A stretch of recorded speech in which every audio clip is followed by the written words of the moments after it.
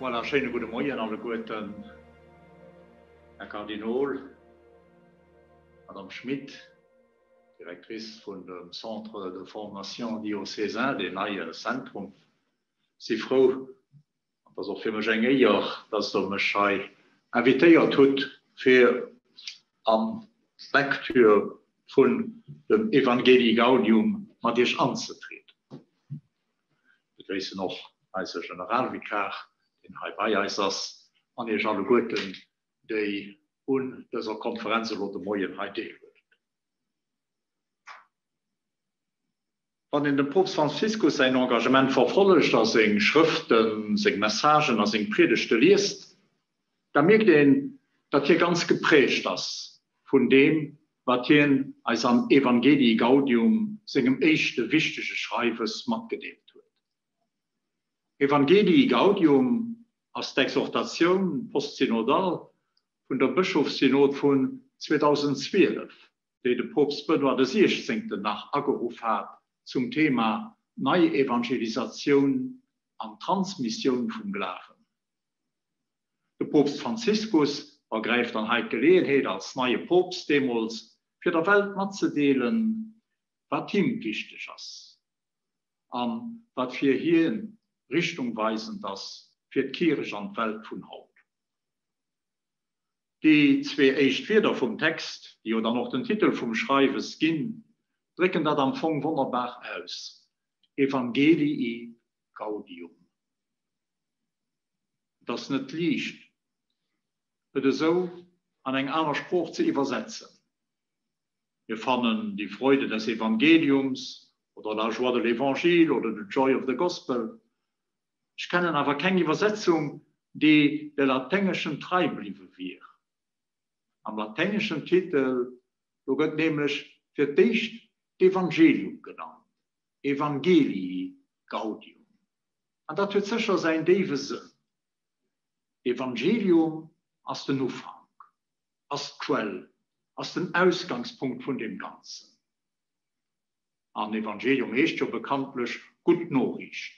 Etwas Gutes, etwas Erfreuliches, etwas, das an dem ganzen Wesen angesprochen wird, an diesem ganzen Wesen immer im Ursprung, das man auch immer können, dürfen, sollen beziehen.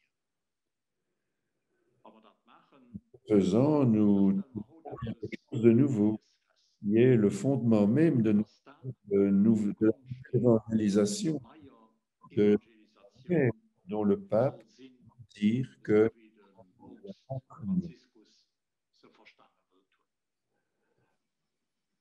Mais so können wir da fragen, was ist das dann, das Evangelium, von dem der Papst schwätzt? Wenn ich Masse zu Paris, als ein Herr bei mir kam, und dann wird mir gesagt, ihr schwätzt an der Kirche immer von Evangelium, Bonne Nouvelle. Aber das ist nie, was dann nur die wirklich gute Nachricht ist, worüber man das soll können freuen. Ich meine, an dieser kurzen Bemerkung wird der Mann Papst Ulaies von Evangelii Gaudium geschwärzt. Was ist eigentlich das Evangelium? Und für was soll man es dann freuen? Direkt am Anfang von seinem Schreibens verweist der Papst auf eine Aussage, die seinem Vorgänger wichtig war. Und er schreibt dann: Je ne me lasserai jamais de répéter ces paroles de Benoît XVI qui nous conduisent au cœur de l'Évangile. À l'origine du fait d'être chrétien, il n'y a pas une décision éthique ou une grande idée, mais la rencontre avec un événement, avec une personne qui donne à la vie un nouvel horizon et par là son orientation décisive. Die Zitation von Benedikt XVI. Das ist seiner ersten Enzyklika Deus Caritas, erst auf Nummer 7.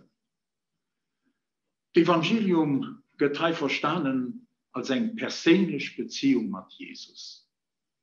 Und der Papst Franziskus, der sieht das dann noch direkt am Anfang von seines Schreibens, dass er uns invitiert, neuen Kontakt mit dem Evangelium, mit Christus aufzuholen.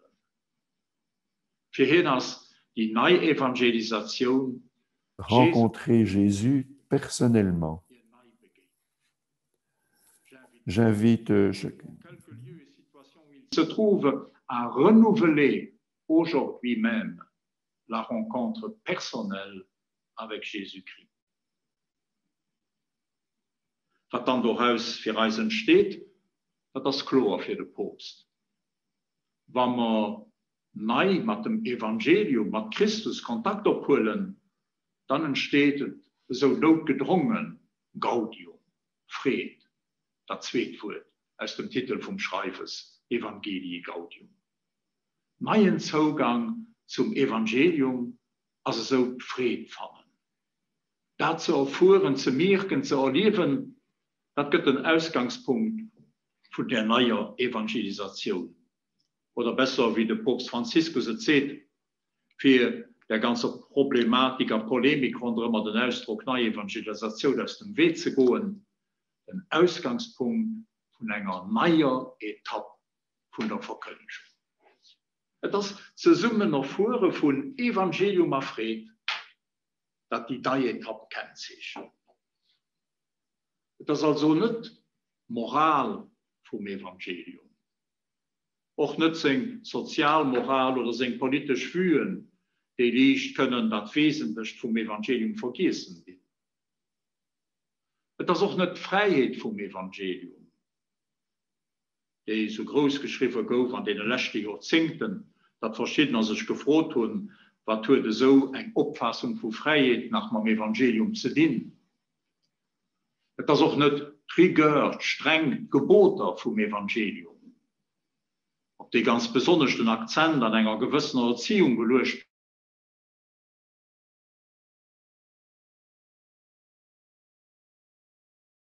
Das sind noch nicht die christlichen Werte, von denen viel geschwärzt wird, wie es geheischt wird, Europa ein weltanschauliches Fundament zu geben und dann darauf aus dem Verfassungsentwurf herausgestracht wird. So wichtig da doch alles ist, das ist nicht da, was der Papst als das wirklich Neid gesagt. Was für Reiszeit haut wichtig ist, das wirklich Neid an dieser neuen Verkündigung, das ist Fried. Fried vom Evangelium. Ich weiß nicht, ob der Papst Franziskus, der französische katholische Philosoph Denis Moreau, Jahrgang 67, Professor der Universität zu Nantes kennt. Den hat 2018 ein Buch herausgegeben mit dem Titel Comment peut-on être catholique? Hier weiß dann, dass lebensfrohen, der katholische Glauben auch für die Menschen von heute ein gut und ein menschliche Antwort kann sein. Und auch ein philosophisch weltanschaulich Antwort kann sein. Un catholique n'est pas nécessairement un imbécile, behauptet. An den Denis Moreau bezieht sich dann folgende Position, die mit dem Papst seine Analyse übereinstimmt. Ich zitiere: Notre monde sécularisé ne manque pas de morale, mais il manque de joie. Et en cela, le christianisme porte un message d'espérance immense. Fried ist also der Schlüsselpunkt für die neue Verkündigung vom Evangelium. Weil an der Fried, da liegt eine immense Hoffnung. Auch eine Hoffnung für den monde sécularisé, des mondes souvent clos sur lui-même. Wir können dann laut Fried vorschreiben und kommandieren. Sicher nicht mehr, wie es läuft.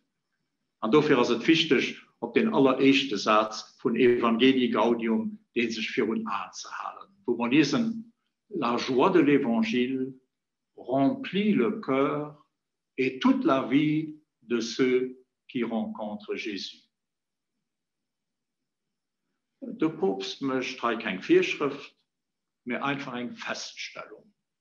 Fried erfüllt das Herz und das ganze Leben, wenn wir Kontakt mit dem Evangelium, mit Jesus aufnehmen. Guckt, dass das Erfahrung, die wir abgerufen sind, immer neu zu machen. Jesus, im Evangelium, ein Platz an unserem Leben zu gehen und dann auch neu erfahren, neu aufmerksam gehen, ob die Friede, die dann an uns entsteht, wenn wir uns Zeit holen, für mehr bewusst auf Christus anzugehen, an auf ihn zu lauschen.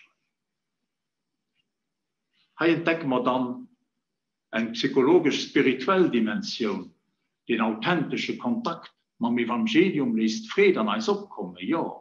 Und das Friede, die gibt uns neue Kraft, neue Energie. Und das schon mal vor, wenn wir froh sind, dann ist mehr Energie und mehr Kraft da, wenn wir traurig da sitzen.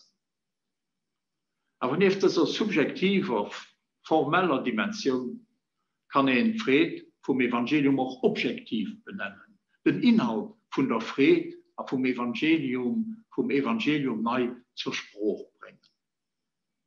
Egal wie ein Aspekt mal von der Friede auch holen, ob das die subjektiven oder die objektiven unterstreichen ist, etwas muss man beurteilen, ob das der Papst also aufmerksam ist. Wir dürfen das Friede vom Evangelium, wir dürfen das Friede nicht unterdrücken lassen. Wir dürfen nicht einfach die Friede auf Zeit stellen, die im Evangelium vorholen und dann an den Alltag vorgehen. Der Papst möchte darauf aufmerksam, dass die größte Gefahr, die größte Menace an dieser Zeit haut, eben, was er nennt, diesen traurigen Pragmatismus ist. Den uns verstehen will, dass da alles egal, dass da alles schlecht, das wird doch kein Wert. Realismus, das schenkt damit Pessimismus zu reimen. Guck mal, die Umweltzerstörung, der Krieg, Flüchtlinge, die Unterdrückung, der Missbrauch, die Ausbeutung. Von all dem schwätzt der Papst ausdrücklich am 2. Kapitel von Evangelii Gaudium. Ich gehe heute nicht darüber an, wir hätten nach einer Möglichkeit gehen, spät auf den Text zurückzukommen. Ich will aber Punkte unterstreichen, den der Papst ganz besonders um Herz legt. Die Neusklaverei, wo der Mensch am Anfang zum Auffall gemäht wird. Aber wie der Papst es beeindruckend beschreibt, wo man einer Kultur du Déchet, einer Wegwerfkultur am Anfang einzieht. Nous avons mis en route la culture du déchet, schreibt-elle, qui est même promue. Il ne s'agit plus simplement du phénomène d'exploitation et de l'oppression, mais de quelque chose de nouveau. Avec l'exclusion reste touchée dans sa racine même l'appartenance à la société, dans laquelle on vit. Du moment qu'elle est, on se situe plus dans les bas-fonds, dans la périphérie ou sans pouvoir, mais on est dehors. Les exclus ne sont pas des exploités, mais des déchets, des restes. Viele Menschen sind mal nicht mehr vom Rand und der Peripherie von unserer Gesellschaft, aber sie sind carrément da draußen, Dreck, überwäscht. Gegen so eine Kultur du Déchet umzukämpfen, möchte der großen Teil vom Papst seinem Engagement aus. Und hier warnt uns, dass all das Schlecht, das es leider an unserer Welt gibt, ist nicht an der Dynamik von einer Grabespsychologie, die feiern, mit Christen, am Christen so an ein Museumsmumien transformieren, und heute beeindruckende Formulation just vom Papst, la psychologie de la tombe qui transforme peu à peu les chrétiens en momies de musée, déçus par la réalité, déçus par l'Église, déçus par eux-mêmes, ils vivent la tentation constante de s'attacher à une tristesse douceâtre, sans espérance, qui envahit leur cœur comme le plus précieux des élixirs du démon. Das ist der letzte Ausdruck das wertvollste Gift vom Teufel. Das ist d'ailleurs vom Georges Bernanos aus seinem Journal d'un Curé de Campagne geholfen. Und das Traurigkeit, am Matthias, den traurigen Pragmatismus, als Überfall soll hun, a wen kind als het verdenken, da gibt es ein Gegengift. Ein Gegengift. Und das Gegengift, das ist eben Evangelii Gaudium. Fried vom Evangelium. Und dafür heißt dann noch an einem von den Refrainsätzen aus dem 2. Kapitel, ne nous laissons pas voler la joie de l'évangélisation. Wir kennen oder erinnern uns vielleicht schon die Sätze, die durch den 2. Kapitel von Evangelii Gaudium gehen, an ja, le gute mat ne nous laissons pas aufhängen, an die als am Fond schon hinweisen, wo der Papst wirklich weltkirch an als alle guten hinführen. Ne nous laissons pas voler l'enthousiasme missionnaire. Ne nous laissons pas voler la joie de l'évangélisation. Ne nous laissons pas voler l'espérance. Ne nous laissons pas voler la communauté. Ne nous laissons pas voler l'évangile. Ne nous laissons pas voler l'idéal de l'amour fraternel. Ne nous laissons pas voler la force missionnaire. Eh bien, mein Kontakt mit dem Evangelium hat Christus opgehört und dann Frieden tun. Aus diesem Kontakt, die Frieden, die da entsteht, eben die nicht unterdrücken. Nicht direkt an Moral, Vorschriften, Exigenzen, Werte oder Pastoralideen umwandeln. Nee, bei der Frieden verweilen, an sie an uns wirken lassen. Der Papst schreibt, il est urgent de retrouver un esprit contemplatif qui nous permette de redécouvrir chaque jour que nous sommes les dépositaires d'un bien qui humanise, qui aide à mener une vie nouvelle. Il n'y a rien de mieux à transmettre. Aus diesem neuen Kontakt mit dem Evangelium entwickelt dann den Papst Franziskus eine richtige Dynamik. Eine Dynamik, die zu dem hinführt, was hier unter dem Begriff Konversion pastoral stellt. Das heißt, das Dynamik schematisch festhalten, aber dann den wichtigen Paragraph 264 schließen. Ein Ausgangspunkt ist also das Evangelium, und das heißt die persönliche Beziehung zu Jesus Christus. Das Beziehung, zweiter Punkt, sie erfüllt uns mit Frieden, den wir nicht so sehr unterdrücken und vergessen sollen, aber den wir an uns wirken sollen lassen. Retrouver l'esprit contemplatif, für das man nicht so eine allgemeine Grabespsychologie frönen.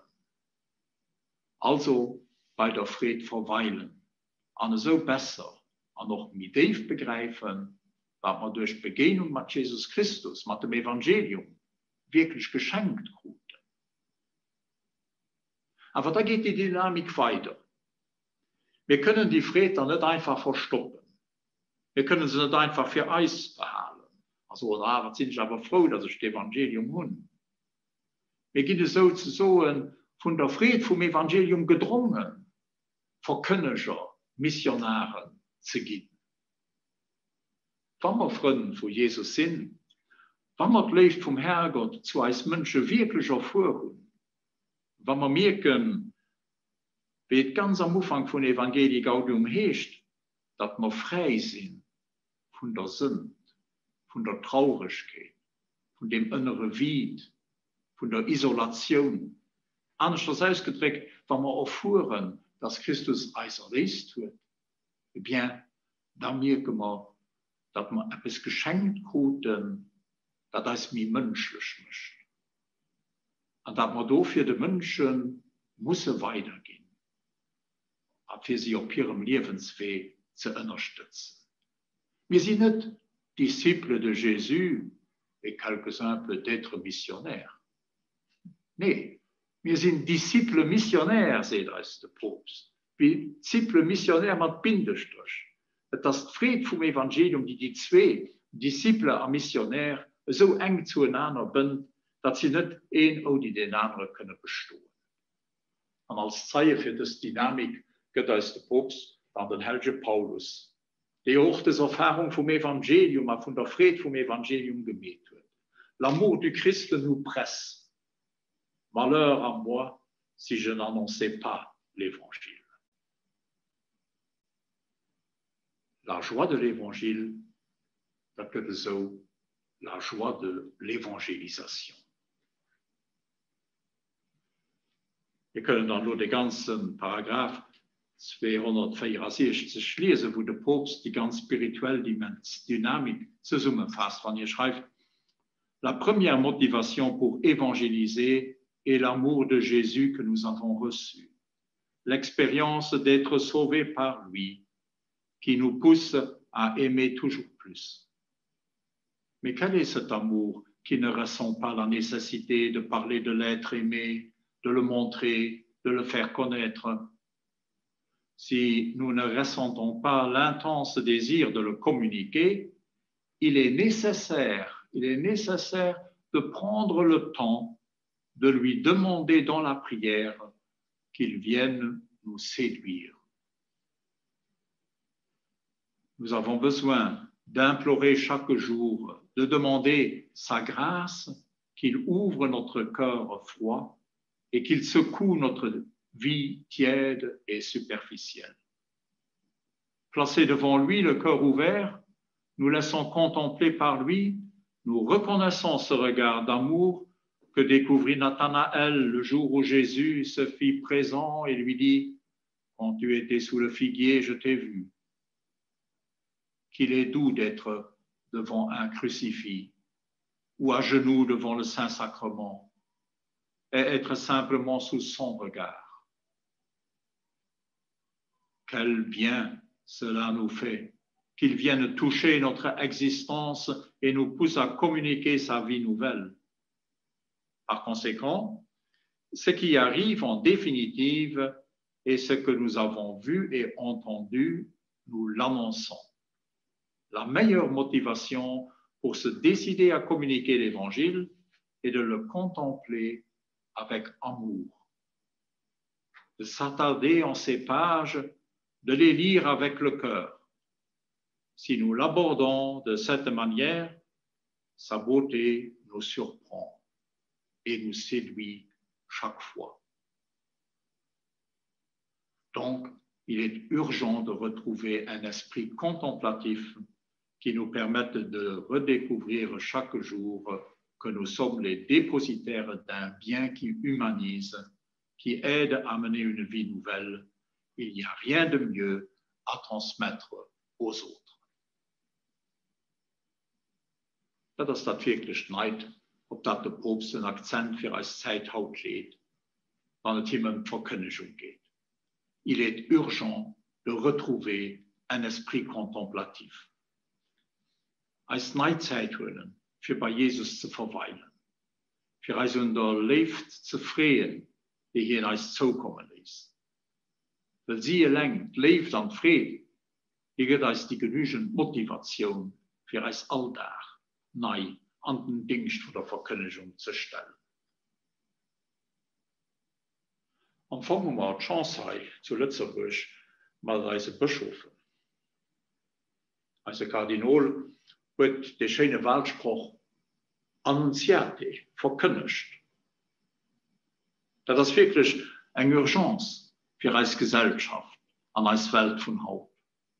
Die Welt muss die gute Nachricht hören. Sie muss sie freigehen, für sie zu lauschen. Sie muss freigehen von allem, was das gute Nachricht kann verstoppen, kann hindern, zu wirken.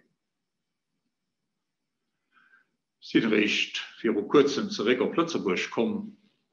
Mir was ich an der Paar gemerkt habe, die den Kardinal mal aufvertraut hat, dass es viele Menschen gibt, die sich Sorgen machen um Verkündigung.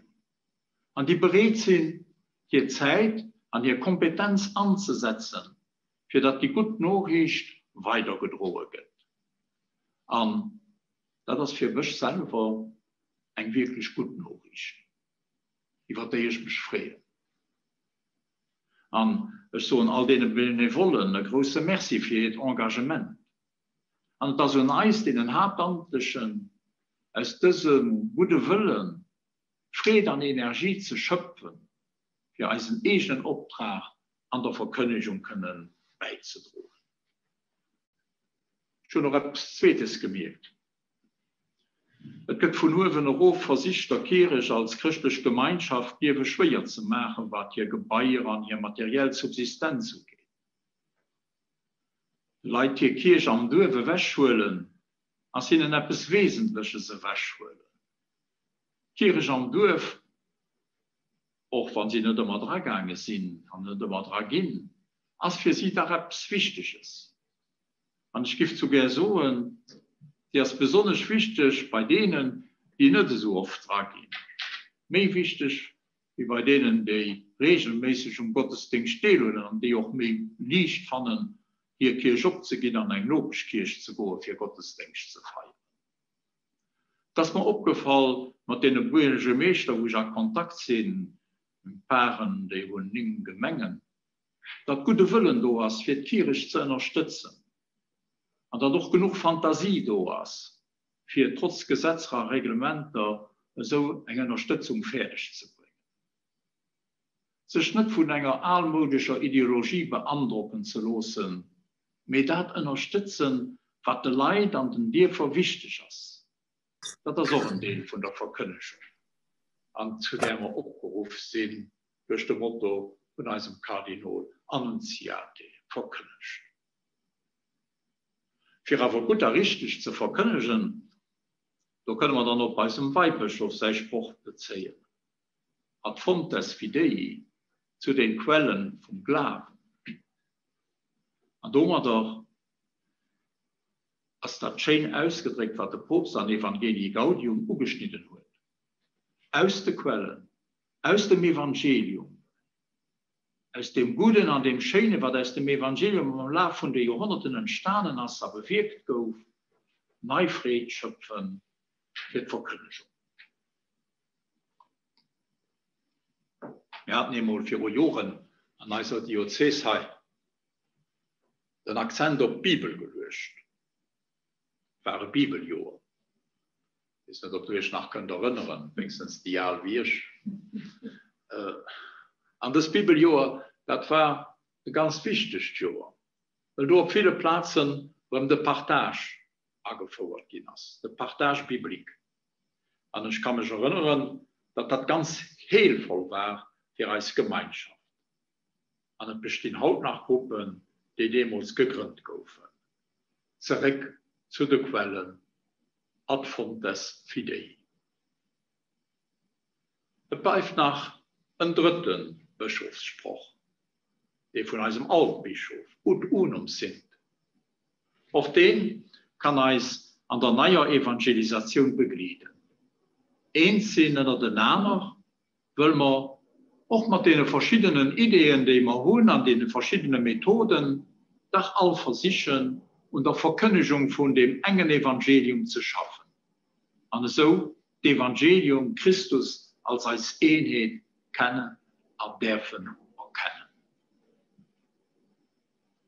Das ist mit der Friede und Vielfalt von der Verkündigung, können wir also den Akzent durchüberlegen. Und dazu schreibt dann auch der Papst an Evangelii Gaudium: Les différences entre les personnes et les communautés sont parfois inconfortables. Lästig, que das auf Deutsch sagen. Verschiedenheiten sind heißt so lästig. Mais l'Esprit Saint qui suscite cette diversité peut tirer de tout quelque chose de bon et le transformer en un dynamisme évangélisateur. Le message que nous annonçons a toujours, c'est pour à une place, un revêtement culturel. Mais parfois dans l'Église, nous tombons dans une sacralisation vaniteuse de la propre culture, avec laquelle nous pouvons manifester plus de fanatisme qu'une authentique ferveur évangélisatrice. Das ist ein ganz wichtiger Punkt, über Problematik von der Kultur und der Tradition angeschaut gehen. Von der Verkündigung aus geguckt, sind die natürlich wichtig, aber wir können sie mit dem Evangelium mit Führung gehen, solange wie das Evangelium dadurch Aufnahme finden. Da können wir aber auch, und da müssen wir auch mit dem Evangelium andere Kulturen, an anderen Gesellschaften gefördert gehen. Und Unumsinn bleibt so immer auch eine wesentliche Dimension für die Verkündigung. Und sie finden eine Stärkung daran, dass wir zu der Quelle vom Glauben zurückgehen, und nicht an als eigene Kultur, als eigen Denken, als eigene pastorale Vorstellungen, als die einzig richtig wollen dahinter stellen, die einzig, die dem Evangelium getreu wären. Das sind 3 Wahlsprüche von unseren Bischöfen, kommen am Anfang die guten Aspekte zum Vorschein von der neuen Evangelisation. Wer zu den Quellen zurückgeht, der kann nicht da nicht das wirklich verkündigen. Aber wer wirklich Frieden und das Evangelium verkündigt, der versucht doch, den zu fördern. Fried vom Evangelium, ich kann ihn nicht einfach für sich behalten. Sie muss raus. Und so entsteht das, was der Papst nennt, l'Église en sortie. Oder auch la Konversion pastorale. Oder die missionarische Kirche. Oder dann dem Papst sein Neologismus primaire, prendre l'initiative, den aber noch nicht so richtig der Weg an der kirchlichen Sprachgebrauch gefunden wird, wenn ich richtig gesehen. L'Église en sortie est la communauté des disciples missionnaires qui prennent l'initiative, qui s'impliquent, qui accompagnent, qui fructifient et fêtent. Primaire, prendre l'initiative. Veuillez m'excuser pour ce néologisme. La communauté évangélisatrice expérimente que le Seigneur a pris l'initiative. Il l'a précédé dans l'amour. Et la raison de cela, elle sait aller de l'avant. Elle sait prendre l'initiative sans crainte, aller à la rencontre, chercher ceux qui sont loin et arriver au croisé des chemins pour inviter les exclus. Osons un peu plus prendre l'initiative. Prendre l'initiative, ja, parce que Dieu lui-même, il a pris l'initiative. Hier bij bemerkt, de Papst Franziskus gibt selber wirklich das gute Beispiel, wenn wir lauschen, was hier predigt, das seht, oder wenn wir gucken, wer Initiativen hier selber hält. Ich stelle fest, dass der Papst Franziskus bei vielen Menschen nicht nur Gehör findet, aber auch Estime und Wertschätzung. Aber für was? Ich gehe nicht auf die mediensoziologische Analysen an und auch nicht darüber, ob die schlauen Tricken und Taktiken, die der Papst zu dem richtigen Moment jetzt richtig herausfordern führt, kann so oder die richtige Sicht machen, den unbedingt muss Anerkennung finden. Das alles ist sicher wichtig. Wir können es bedenken, aber das ist Nebensache. Ich will echt auf die grundlegende Darstellung verweisen, die der Papst dann auch am Evangelii Gaudium mischt. Mit großer Freude stellen wir fest, dass das Evangelium als das proposiert, was wir am Fond, am besten von unserem Herz, von unserer Person sicher erwarten. Das ist so, wie wenn das Evangelium geschrieben wird, wie wenn Jesus da wäre, wie wenn Hirn da wäre, will wichtig ist, will man so erschaffen, sie für Hirn an das Evangelium abzuholen. L'Évangile, so schreibt der Papst, répond aux nécessités les plus profondes des personnes, parce que nous avons été créés pour ce que l'Évangile nous propose. Nous avons été créés pour l'amitié avec Jésus et pour l'amour fraternel. Quand on réussira à exprimer adéquatement et avec beauté le contenu essentiel de l'Évangile, ce message répondra certainement aux demandes les plus profondes des cœurs. Am Evangelium verbunden, in einer liebevoller, persönlicher Relation mit Jesus Christus, sind wir nicht ein Kirche, die Nabelschau betreibt, just für sich, dass es funktioniert, aber möglich immer so funktioniert, wie es immer schon funktioniert hat. Nein, mit der Friede vom Evangelium, die wir noch gedrungen, oder besser, geschleift von Christus gedrungen, herauszugehen, Église en sortie zu sein. Oder wie der Père Dohan, der Gründer von meiner Kongregation, den Herr Jesu-Priester, immer gesagt und gelieft hat, sortir des sacristies et aller au peuple. Der Papst Franziskus, der sieht das dann noch so, en seinem Evangelii Gaudium. Il est nécessaire de passer d'une pastorale de simple conservation à une pastorale vraiment missionnaire. J'espère que toutes les communautés feront en sorte de mettre en œuvre les moyens nécessaires pour avancer sur le chemin d'une conversion pastorale et missionnaire. Oder danach, la joie de l'Évangile est pour tout le peuple. Personne ne peut être exclu. Lassen wir danach einen Blick auf diese letzten Gedanken werfen. Kein darf ausgeschlossen sein. Am Anfang von seinem Schreibens verweist der Papst auf 3 Dimensionen hin, die gesagt, wo die neue Evangelisation soll stattfinden. Und hier nennt sie. Für dich einmal bei der Leute von der Pastoral ordinär, zu denen auch all die Leute gehören, die Katholiken sind und sich so ausdrücken, aber ohne liturgisch direkt immer zu praktizieren.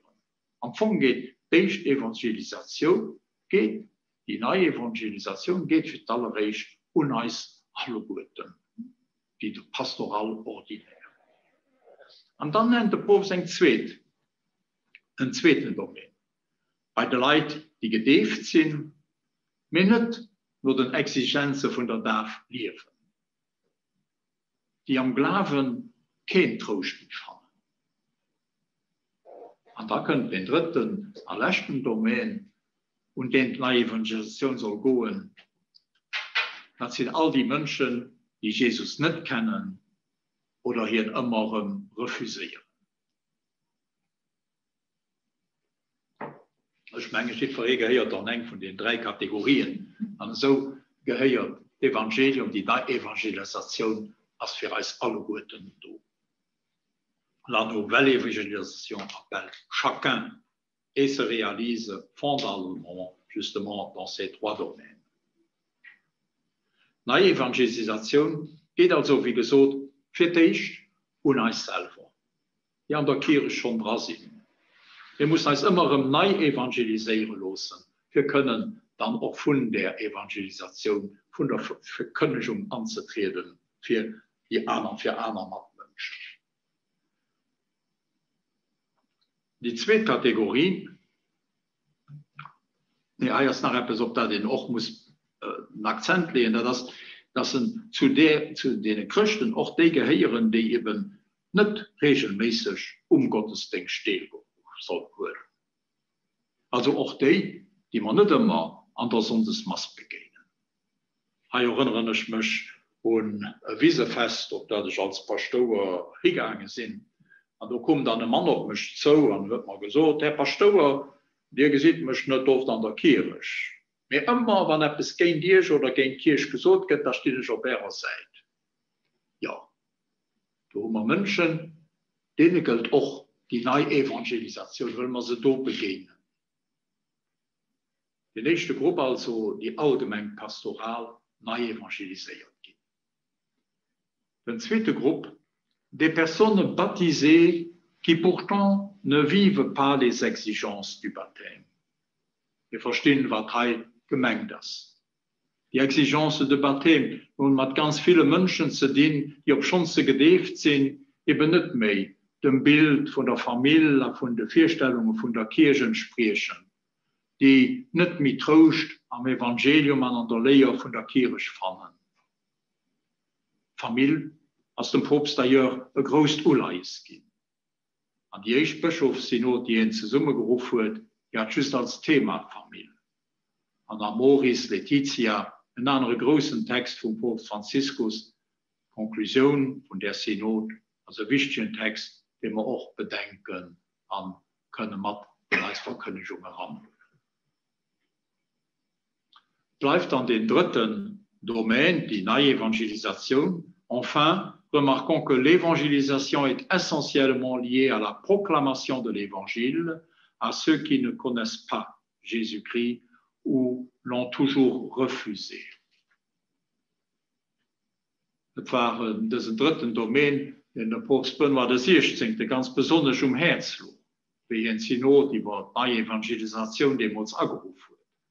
Er selber hat schon ganz viel an diesem Domain geschafft, besonders mit den Intellektuellen, am Thema Glauben und Wissen. Der Papst Franziskus hat das Uleis, das auch leider auch aus seinem Herz. An ihn wird auf eine andere Manier aufgerufen, diesen Kontakt aufzuholen. Und das geschieht ganz besonders an Laudato Si, wohin darauf hinweist, dass wir alle Guten an einem gemeinsamen Haus wohnen, für das wir auch Verantwortung alle Guten zusammen müssen drohen. Das Evangelium, das kann uns auch da helfen, und dafür ist die Evangelisation auch wichtig, das notwendig gemeinsam zu unterstreichen und zu fördern. Tous ont le droit de recevoir l'Évangile. Les chrétiens ont le devoir de l'annoncer sans exclure personne, non pas comme quelqu'un qui impose un nouveau devoir, mais bien comme quelqu'un qui partage une joie, qui indique un bel horizon, qui offre un banquet désirable. L'Église ne grandit pas par prosélytisme, mais par attraction. Wir hören hier schon Grundthemen raus von der letzten Enzyklika Fratelli Tutti. Wenn der Papst so viel Wert auf Verkündigung legt, dann ist das, weil hier von der Bedeutung und der Wichtigkeit vom Evangelium für die Menschen und für die Menschheit überzeugt ist. Und in diesem Zusammenhang noch ein beeindruckender und wichtiger Satz: Essayer de construire le monde avec son évangile n'est pas la même chose que de le faire seulement par sa propre raison. Nous savons bien qu'avec lui, la vie devient beaucoup plus pleine et avec lui, il est plus facile de trouver un sens à tout.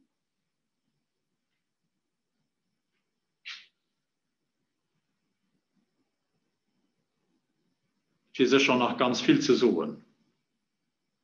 Ich will zum Schluss noch auf zwei Texte hinweisen, die mir immer im Courage gemacht und mir persönlich auch noch immer machen. Für das einmal, kein von uns ist perfekt. Wir sind alle gut und umweg. Und da muss man uns selber immer von den anderen evangelisieren lassen. So schreibt es der Papst. Assurément, nous sommes tous appelés à grandir comme évangélisateurs. En même temps, employons-nous à une meilleure formation, à un approfondissement de notre amour, à un témoignage plus clair de l'Évangile. En ce sens, nous devons tous accepter que les autres nous évangélisent constamment. Mais cela ne signifie pas que nous devons renoncer à la mission d'évangélisation. Notre imperfection ne doit pas être une excuse. Au contraire, la mission est un stimulant constant pour ne pas s'installer dans la médiocrité et pour continuer à grandir. Non que je sois déjà au but, ni déjà devenu parfait, dit Saint Paul, mais je poursuis ma course, je cours vers le but. Dat gilt für jeden von uns. Keiner ist perfekt, aber wir sind alle im Weg. Aber wir sollen uns auf dem Weg auch immer von Jesus begleiten lassen. Und ganz besonders auch von der Evangelisation von den anderen beeinflussen lassen. Die lauschen. an het Herz dat opholen. Aber nach besonders der Zweite hat von zwei Sachen geschwärzt. Der Papst weist doch hin, dass die ganz Kirche als Kirche umwehrt. Und er schreibt hier dann den ganz schönen Text, an dem ich dann auch will aufschließen. Sortons. Sortons pour offrir à tous la vie de Jésus-Christ. Je répète ici pour toute l'Église ce que j'ai dit de nombreuses fois aux prêtres et laïcs de Buenos Aires. Je préfère une Église accidentée, blessée et sale pour être sortie par les chemins plutôt qu'une Église malade de la fermeture et du confort de s'accrocher à ses propres sécurités. Je ne veux pas une Église préoccupée d'être le centre et qui finit renfermée dans un enchevêtrement de fixations et de procédures. Si quelque chose doit saintement nous préoccuper et inquiéter notre conscience, c'est que tant de nos frères vivent sans la force, la lumière et la consolation de l'amitié de Jésus-Christ, sans une communauté de foi qui les accueille, sans un horizon de sens et de vie. Plus que la peur de se tromper, j'espère que nous aime la peur de nous renfermer dans les structures qui nous donnent une fausse protection, dans les normes qui nous transforment en juges implacables, dans les habitudes où nous nous sentons tranquilles alors que dehors, il y a la multitude affamée et Jésus qui nous répète sans cesse, donnez-leur vous-même à manger. Ich wünsche uns alle Guten, dass wir ein Stück von der Friede, vom Evangelium können erfahren und so auch können, für den anderen, Brot vom Leben und Brot für zu leben, reich. Mit Friede am Ding von der Verkündigung sind. Und an dem Sinn gibt es da noch Schlussgebet aus Evangelii Gaudium nach H4 drohen. En als Mutter Gottes wenden, Marie, Mère de l'Église, aide-nous à dire notre oui, dans l'urgence plus que jamais pressante de faire retentir la bonne nouvelle de Jésus. Toi qui as réuni les disciples dans l'attente de l'Esprit, afin que naisse l'Église évangélisatrice, obtiens-nous maintenant une nouvelle ardeur pour porter à tous l'évangile de la vie qui triomphe de la mort. Donne-nous la sainte audace de chercher de nouvelles voies pour que parvienne à tous le don de la beauté qui ne se ternit pas. Toi, Vierge de l'écoute et de la contemplation, intercède pour l'Église, dont tu es l'icône très pure, afin qu'elle ne s'enferme jamais et jamais ne s'arrête dans sa passion pour instaurer le royaume. Étoile de la nouvelle évangélisation, aide-nous à rayonner par le témoignage de la communion, du service, de la foi ardente et généreuse, de la justice et de l'amour pour les pauvres, pour que la joie de l'Évangile parvienne jusqu'aux confins de la terre et qu'aucune périphérie ne soit privée de sa lumière. Mère de l'Évangile vivant, source de joie pour les petits, prie pour nous. Amen.